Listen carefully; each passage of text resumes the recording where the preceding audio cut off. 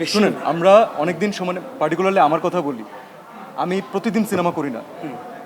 আমি খুব চেষ্টা করি আমার অডিয়েন্সকে যেন আমার যতটুকু সামর্থ্য আছে, এমন আমি বলবো না যে সবচেয়ে বেস্ট আউটপুট দিচ্ছি আমরা, কারণ অনেক কিছু সীমাবদ্ধতা আছে। তবে এই লিমিটেড রিসোর্সের মধ্যে সবচেয়ে বেশি পরিশ্রম করে, সবচেয়ে বেশি আদর যত্নে যদি একটা জিনিস তৈরি করা যায় অডিয়েন্সের জন্য, সেই চেষ্টাটুকু আমরা করি। তো আমরা নেচারের সাথে ফাইট করে সবসময় পারি না।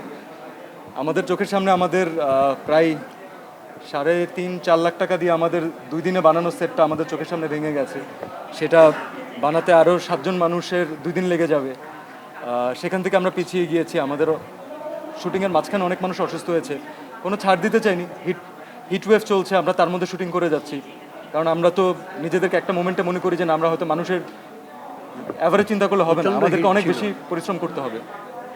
এভাবে অনেক মানুষ অসুস্থ হয়েছে। বাট যদি আমি সিনেমাটাকে এই মুহূর্তে ঈদে নিয়ে আসতে চাইতাম, যে জিনিসটা সবচেয়ে বাজেভাবে হতো সেটা হচ্ছে কোয়ালিটি কম্প্রোমাইজ হতো। তো এত কষ্ট করে এতদিন ধরে সিনেমাটা আমরা রেডি করেছি, আমরা চাই না যে কোয়ালিটিটা কম্প্রোমাইজ হোক। তো যে মোমেন্টে আমরা দেখাবো, আমরা ঠিকঠাক মতো দর্শককে দেখাতে চাই, কারণ দর্শক আলটিমেটলি যেটা দেখবেন ওটাই মনে রাখবেন। কন্টেন্ট ভালো হলে আমার মনে হয় যে সেটা তার কাঙ্ক্ষিত সাফল্য খুঁজে নেবে। একটা ফিল্মের না আসলে সাফল্য আপনি শুধুমাত্র সে ইনস্ট্যান্ট ফার্স্ট ডেতে কত কালেক্ট করলো অথবা ইনস্ট্যান্ট হিট হলো নাকি, এটা দিয়ে আপনি ডিটারমাইন করতে পারবেন না। আমাদের হিস্ট্রিতে হোক অথবা দেশের বাইরে হোক, এমন অনেক ভালো ভালো সিনেমা আছে যেটা অনেক বছর পরে গিয়ে মানুষের চর্চায় এসেছে।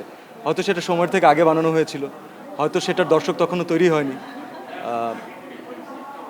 আমার সব কথার মূল মোদ্দা কথা হচ্ছে যে একটা সিনেমা যদি ঠিকঠাকভাবে অনেস্টি দিয়ে তৈরি করা হয়, সেটা তার অডিয়েন্স কোনো না কোনোভাবে খুঁজে নেয়। তো আমি এটা নিয়ে এত বেশি টেনশন করছি না।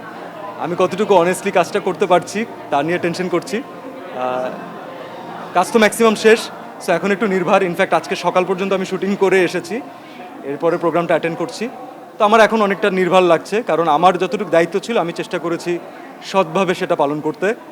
বাকিটা দর্শকদের উপরে, বাকিটা আমাদের টিমের উপরে।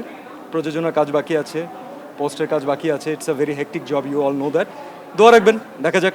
ইচ্ছা করে তো কেউ খারাপ বানাতে চাবো না, বেস্ট ট্রাই করছি, লেটস সি।